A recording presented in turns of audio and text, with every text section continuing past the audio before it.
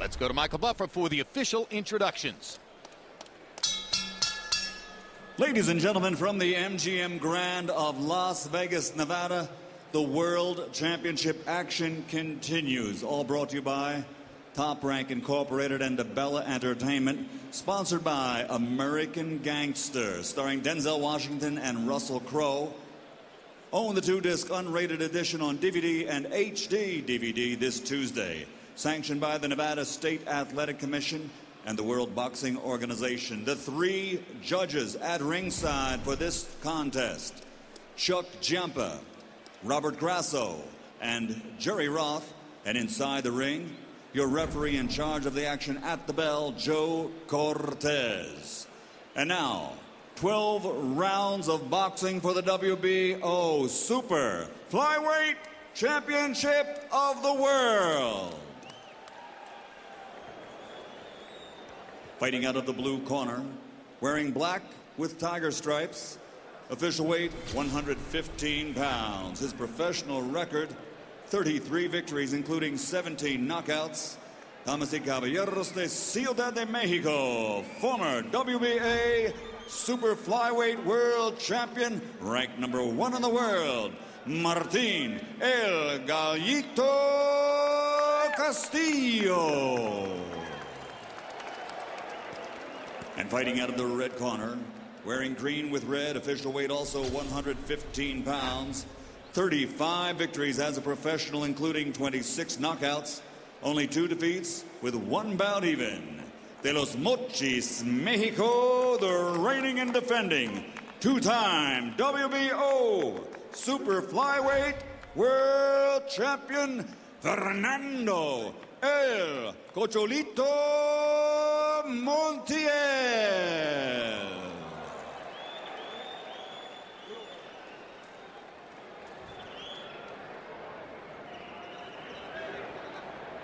One second, only 1 second.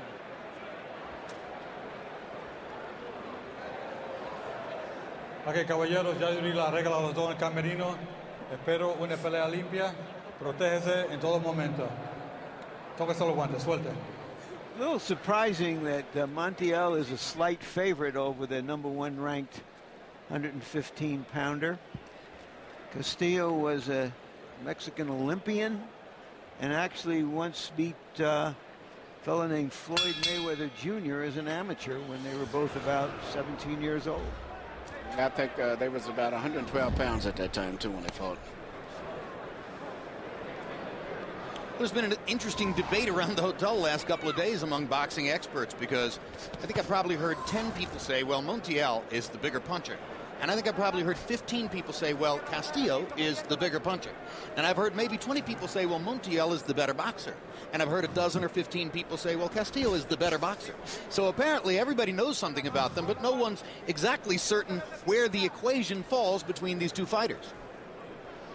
Well, one equation is that Montiel's father, who was his trainer, deliberately elected not to go the Olympic route because he felt there was too much severe competition that a father or manager or trainer couldn't control.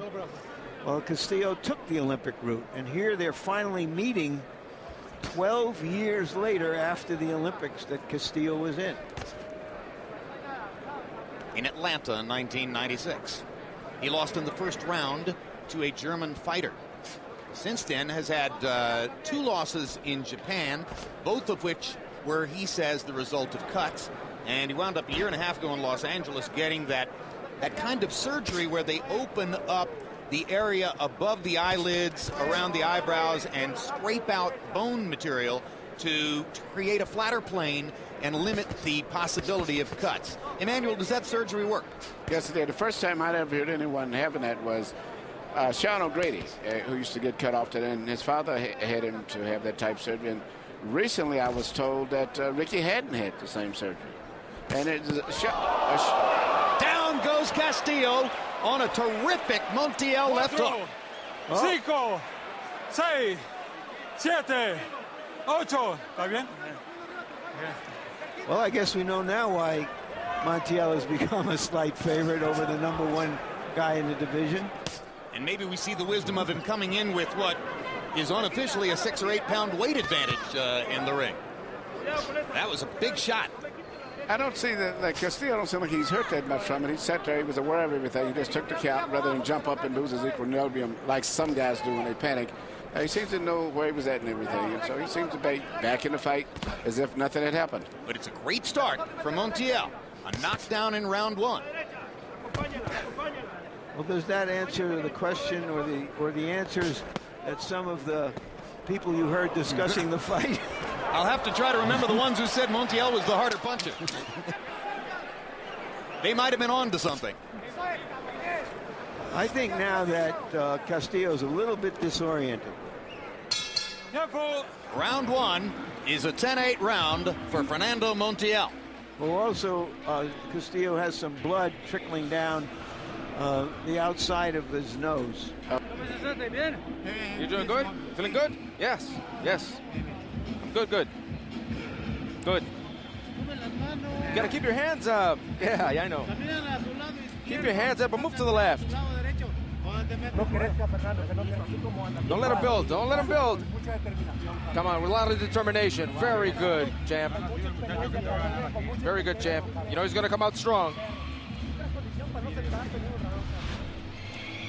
Here you see Montiel moving in and then anticipating being a jab coming. Castillo moved his right hand forward to parry off a jab, and instead it ended up turning into a left hook.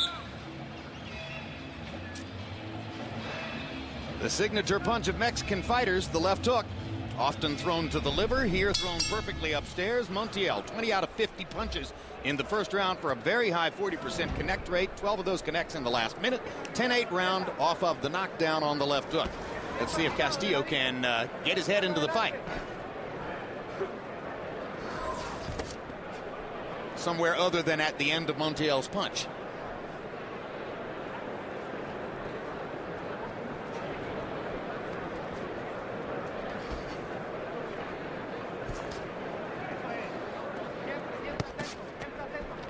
Left hook by Castillo, but then he falls off balance into the ropes.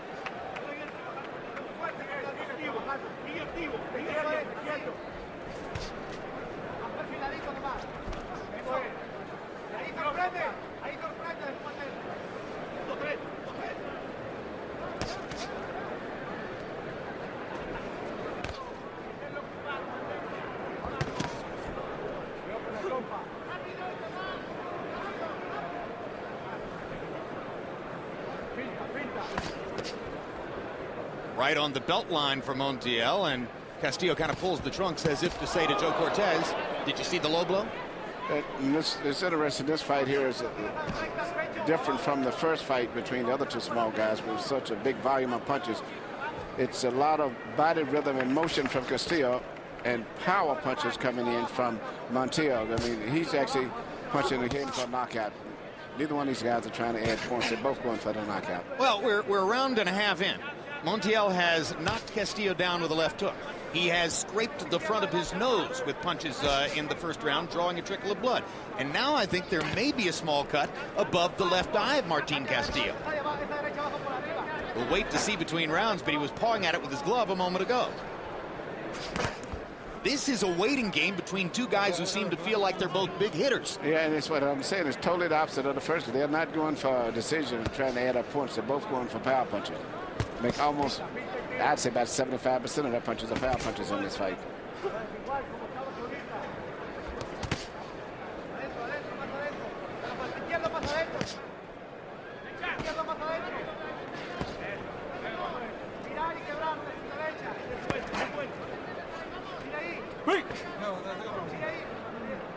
Myron, you call Castillo the #1 rated 115-pounder in the world. You're referring to the Ring Magazine ratings, is that correct? Yes.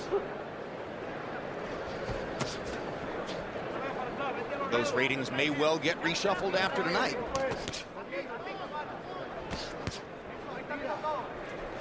Montiel, gives the appearance of being a surer puncher. He gets his shoulder and body into the punches. I think he's dominated the first two rounds here.